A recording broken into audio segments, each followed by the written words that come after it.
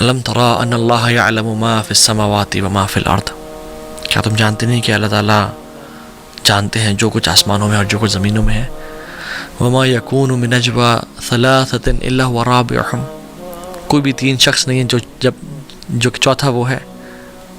ولا خمسۃ الا هو سادسهم، اور کوئی بھی پانچ شخص نہیں ہے کہ چھٹا ان کے ساتھ وہ ہے. ولا ادنی من ذلک ولا اکثر، اس سے کم یا اس سے زیادہ. الا هو معکم اینما کانوا، کہ وہ تمہارے ساتھ، تم جہاں بھی ہو تمہارے ساتھ ہے. ثم ینبئکم بما عملوا یوم القیامۃ، پھر وہ تمہیں سب کچھ کھول کھول کے بتا دے گا جو تم کیا کرتے تھے. ان اللہ بکل شیء علیم، وہ ہر چیز کو جانتا ہے. تو میں اور آپ جب ہم اکیلے اور تنہائیوں میں ہوتے ہیں، وہ ہم اکیلے ہیں تو وہ دوسرا ہمارے ساتھ ہے. The people of Muraqabah, they recite these ayat, and these ayat stand like a wall between them and sins.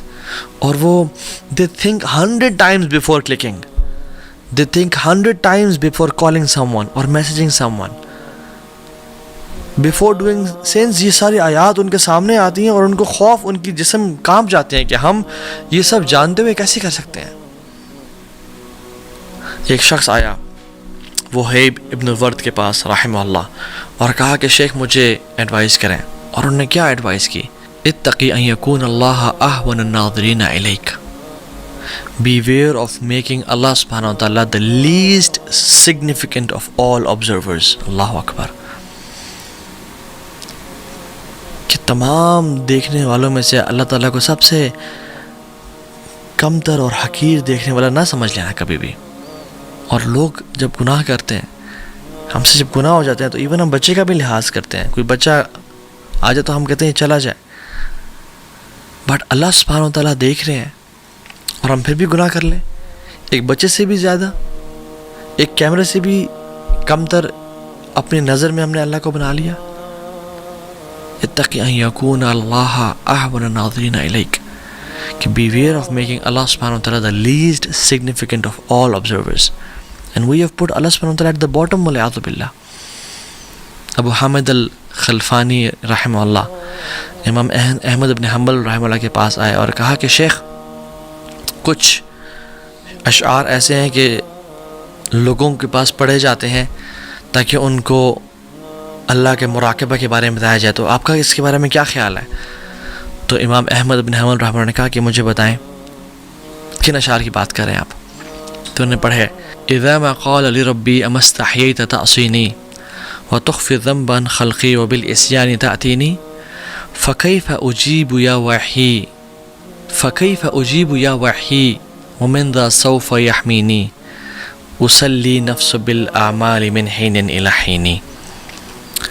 تو احمد بن حنبل رحمہ اللہ نے کہا کہ یہ ذرا دوبارہ پڑھنا. تو پھر اس نے دوبارہ پڑھا اذا ما قال لربی اما استحییت تعصینی وتخفی ذنبا خلقی وبالعصیان تأتینی،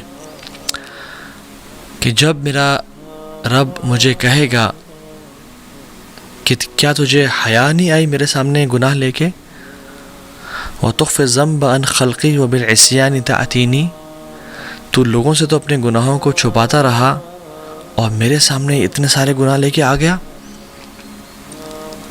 تو میں کیسے جواب دوں گا؟ اور ویل ہے مجھ پہ، ہائے ہے مجھ پہ کہ مجھے کون بچائے گا اس دن.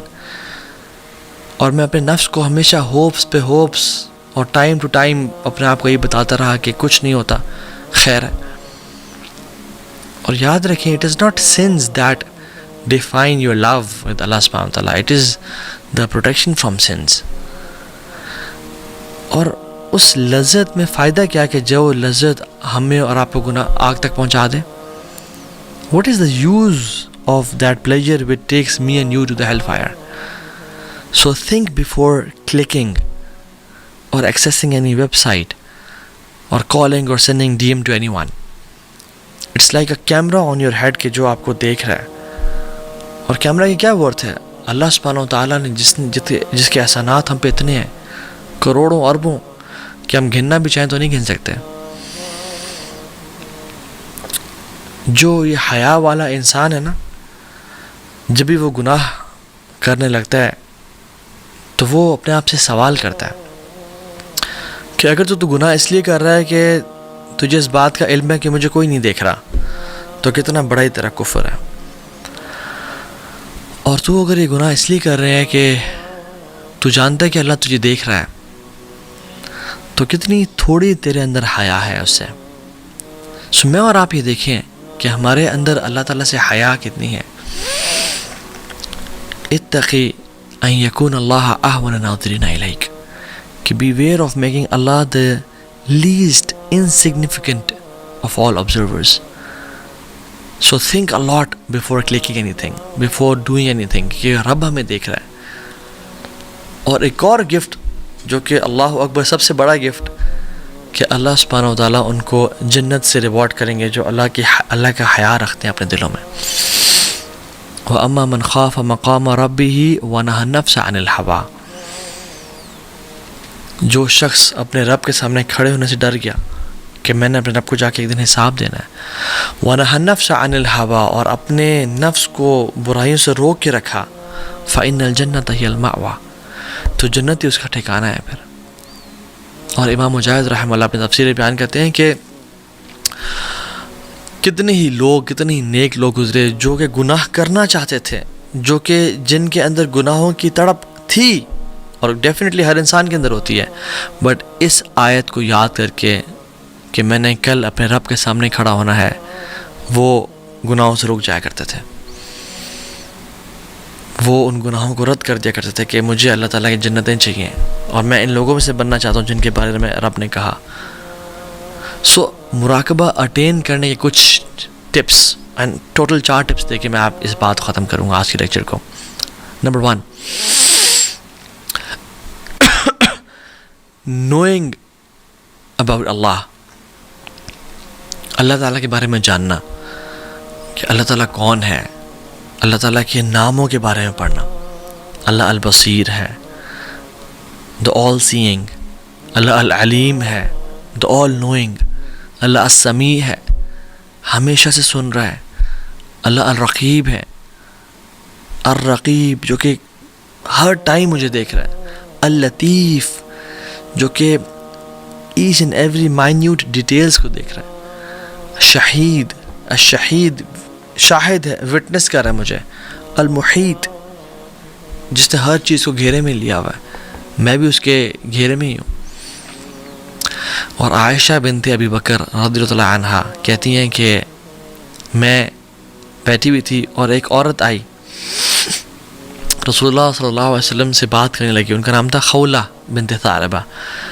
اللہ کے نبی صلی اللہ علیہ وسلم سے بات کر رہی تھی، and she was talking to him in a very low pitch, low voice. کہتے ہیں کہ ہمارے درمیان بالکل کچھ میٹرز کا فاصلہ تھا. میں نے چاہا کہ میں ان کی بات کو سنوں، بٹ مجھے ان کی بات نہ کچھ سمجھ آ رہی تھی اور کچھ سمجھ نہیں آ رہی تھی، تو I couldn't figure out یہ بات کیا ہو رہی ہے، کیونکہ وہ اتنی آہستہ آواز میں بات کر رہی تھی.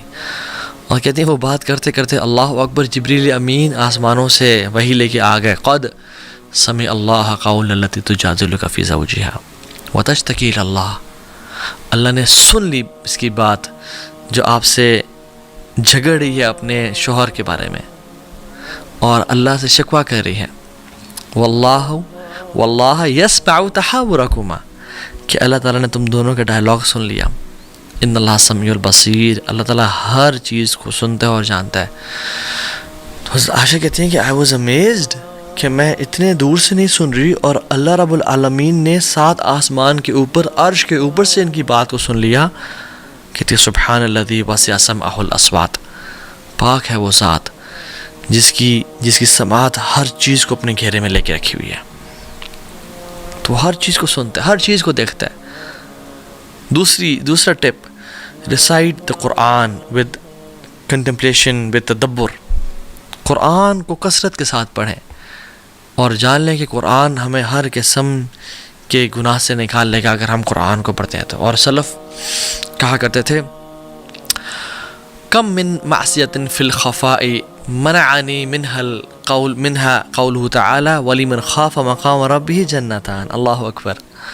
کہتے ہیں کہ کتنے ہی گناہوں نے مجھے اپنے رب کی نافرمانی سے بچا لی، یعنی کتنے ہی گناہوں سے میں بچ گیا اس آیت کی وجہ سے. وَلِمَنْ خَافَ مَقَامَ رَبِّهِ جَنَّتَانِ، کہ جو اپنے رب کے سامنے کھڑے ہونے سے ڈر گیا، حساب سے ڈر گیا، اس کے لیے 2 جنتیں ہوں گی۔